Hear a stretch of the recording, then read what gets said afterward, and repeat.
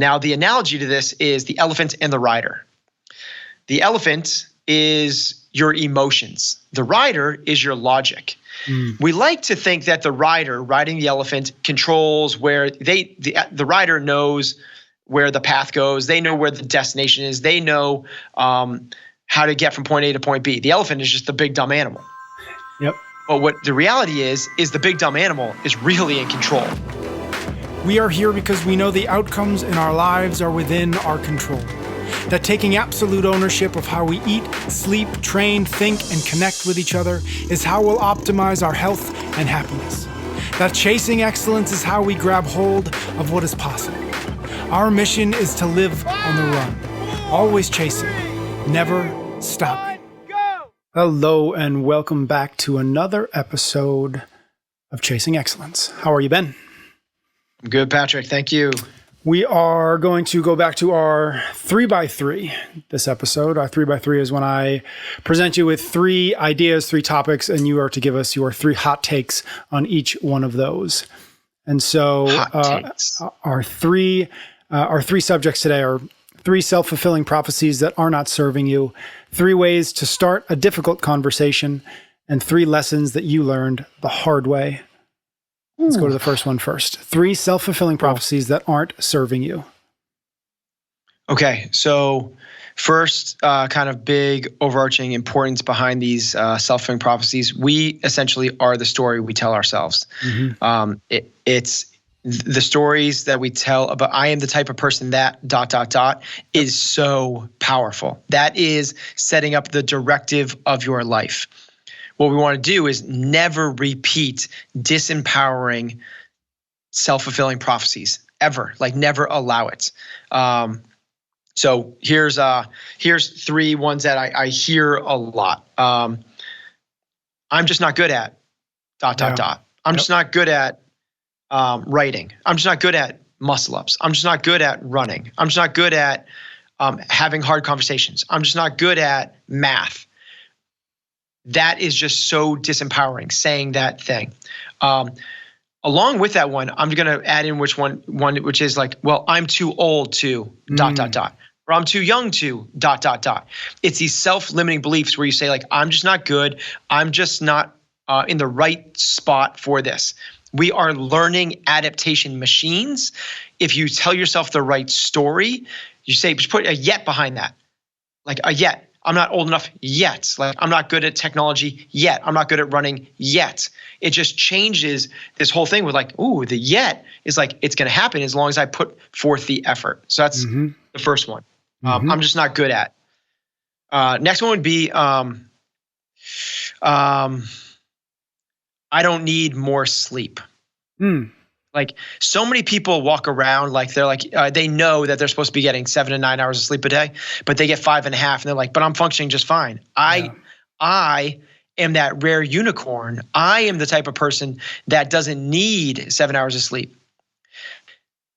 There are people on the planet that do not need 7 hours of sleep, but the percentage is something like 0.0000001%. So it's not you. There are more people that have won the lottery twice than there are people that lead less than 7 hours of sleep. So it's not you, is what I'm saying.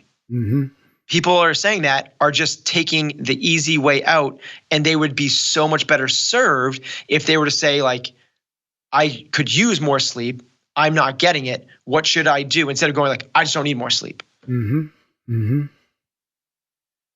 3 would be, they don't like me.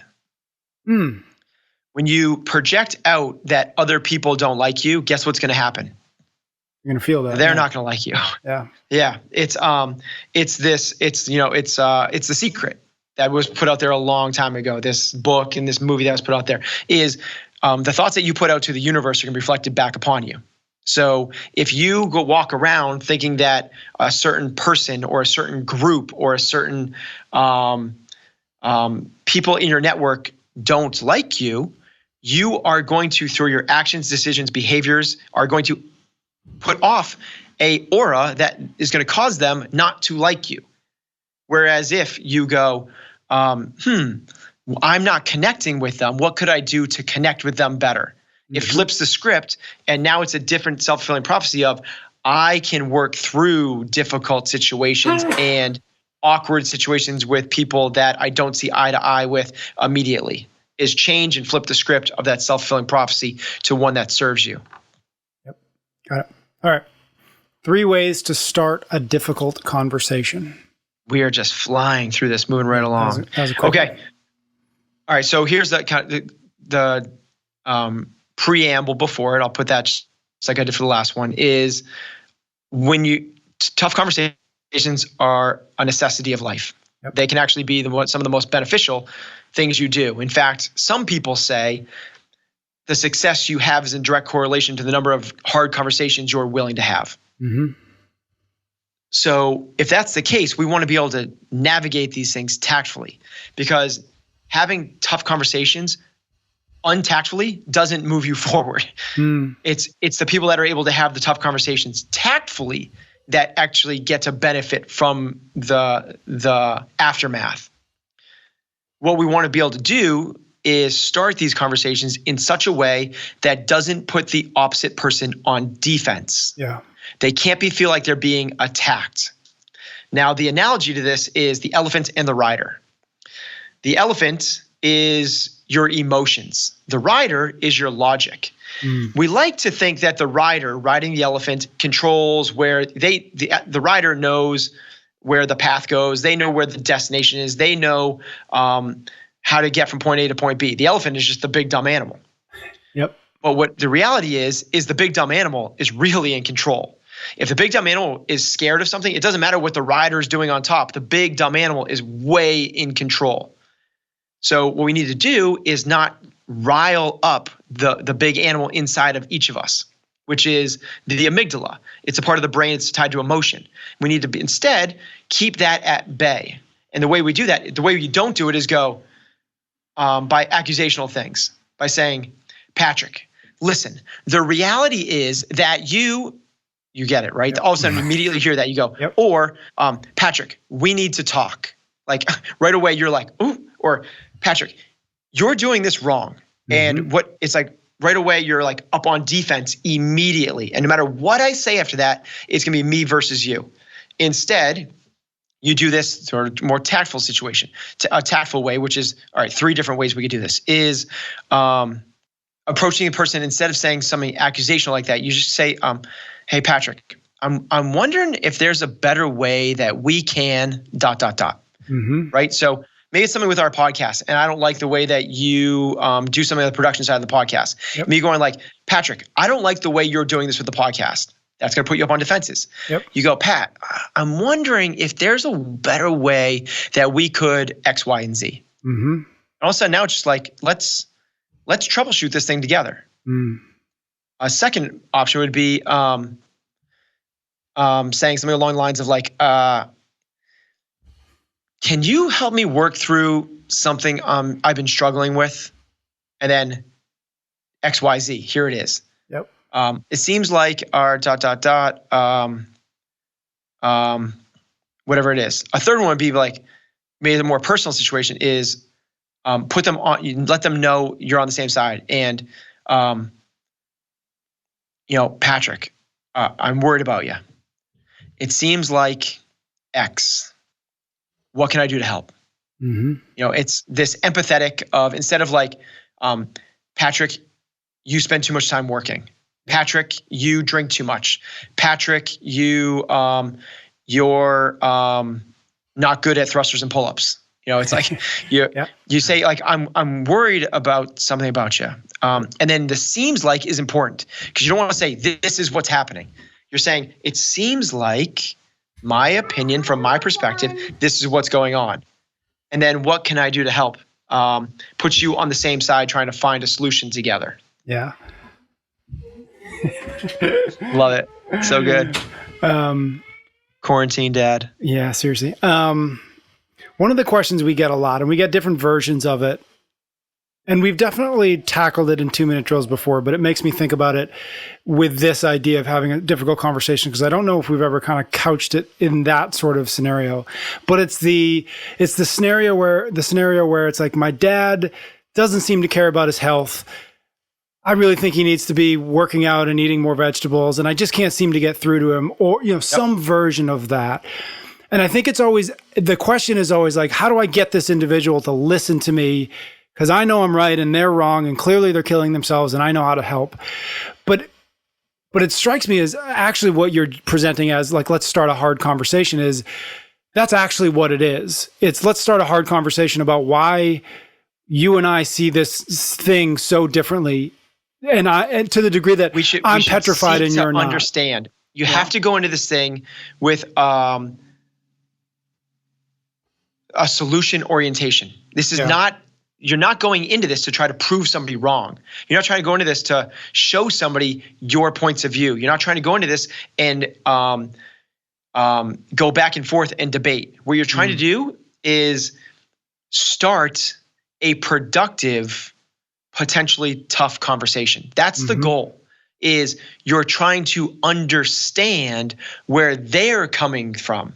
So if I'm talking to you, whether it's the parent who's unhealthy or a coworker who's not meeting your expectations, what you're going to try and do is not go at them for what they're doing, but instead try to understand what their perspective is on it. You're trying to get more ammunition. They should be doing the talking. So if you're trying to deal with the relative who's not living a healthy lifestyle, you should not go, listen, father-in-law, you're pre-diabetic. I know how to fix this. I know you don't like hearing this stuff, but here's the facts.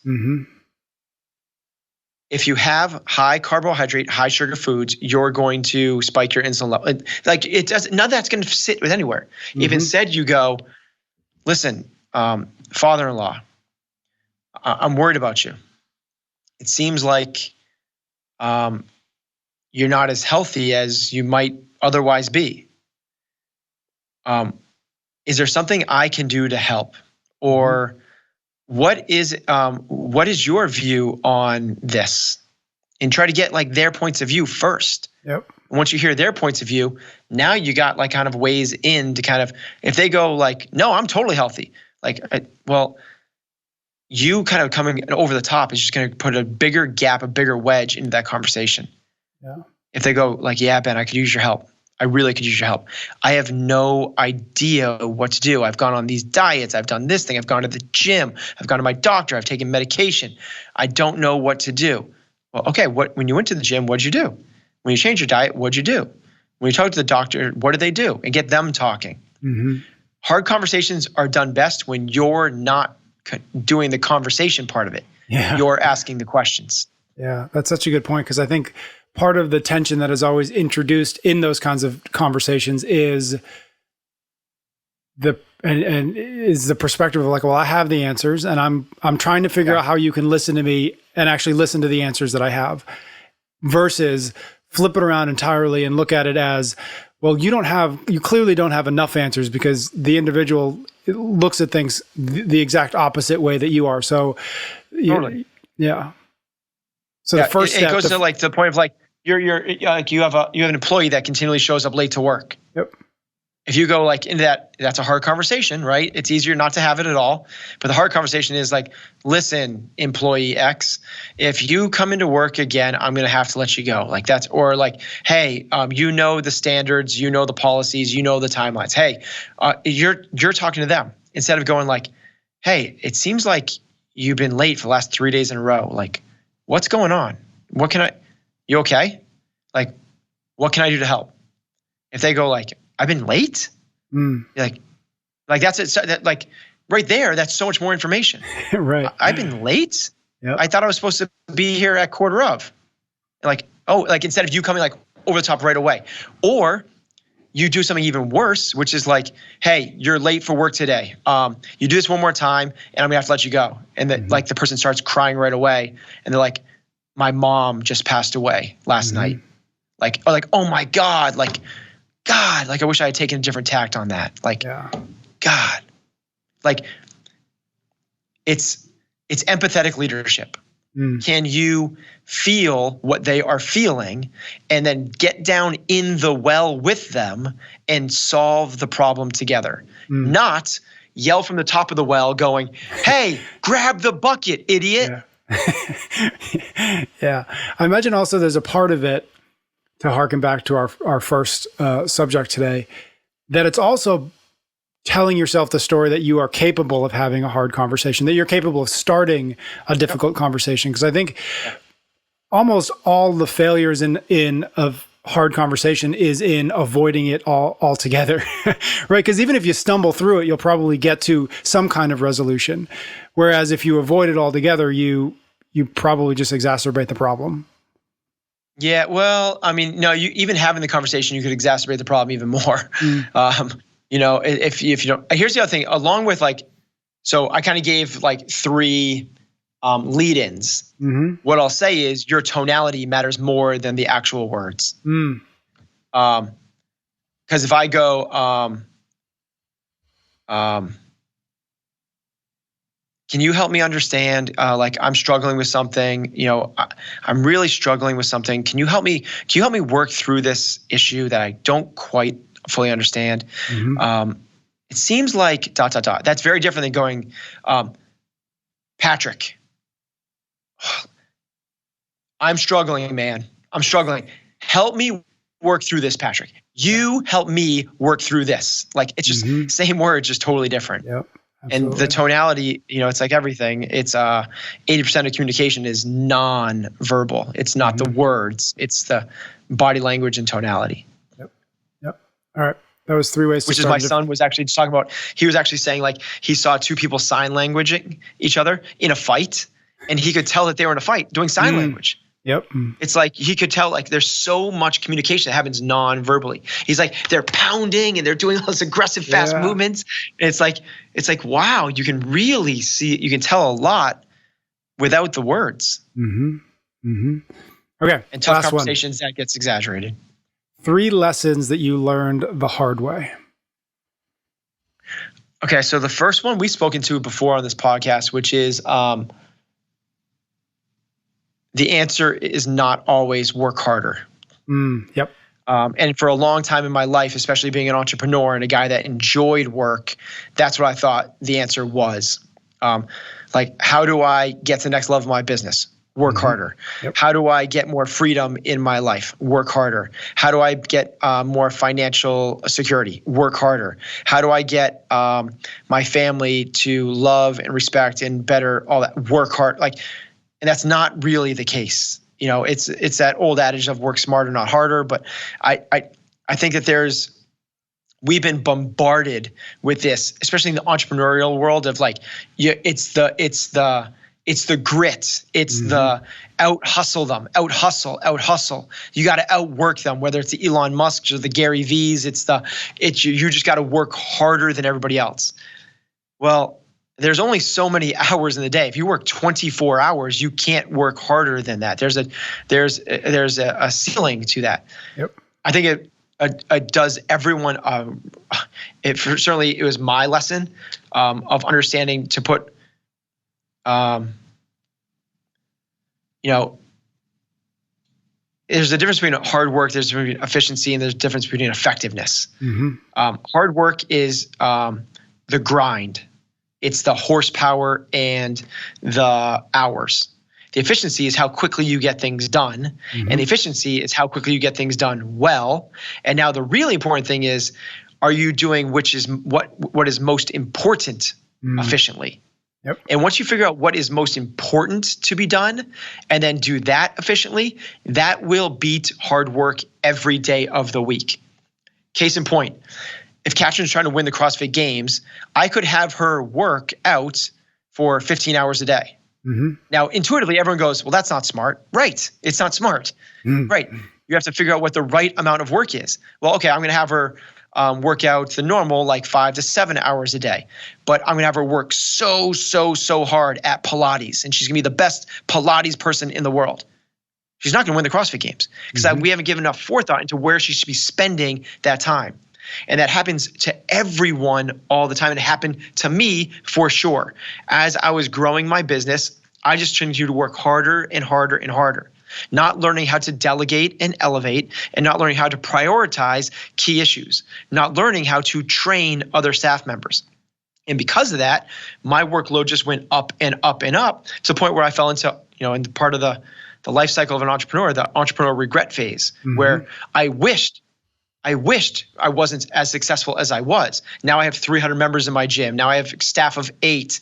Now I have, people, other roles and responsibilities. I'm traveling and doing seminars. Like, God, my life is not what I want it to be, which was the reason I started a gym was so I could coach people and connect with people. Yep. You actually wish for a simpler time, entrepreneurial regret.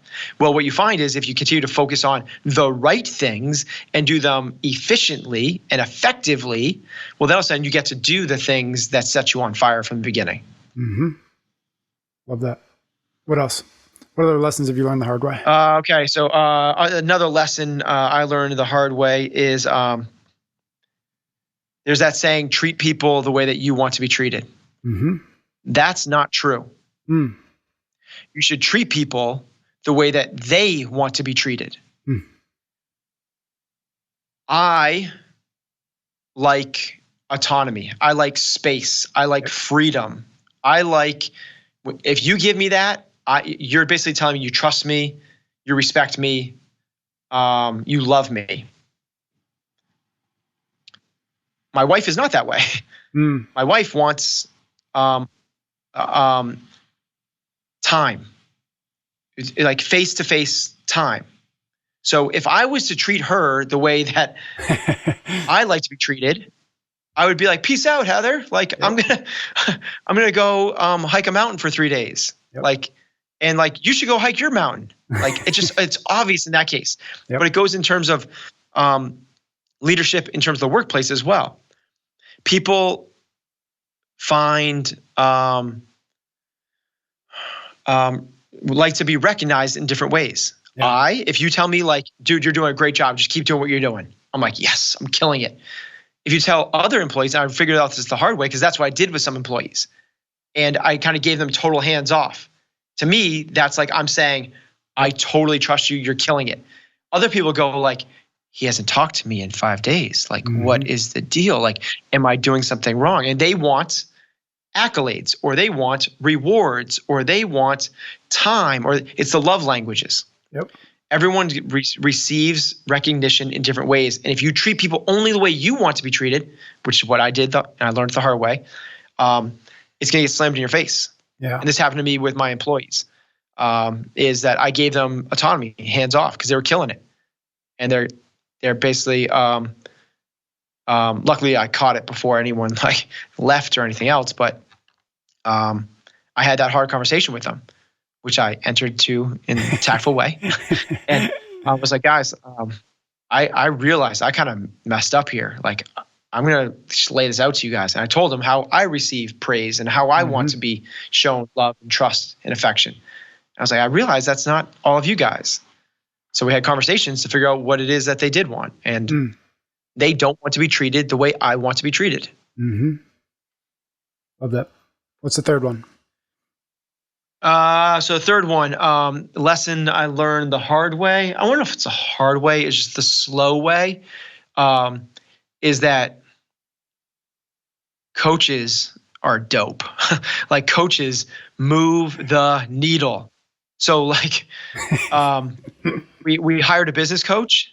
Yep. And it's amazing. Like, you don't know what you don't know. Yep.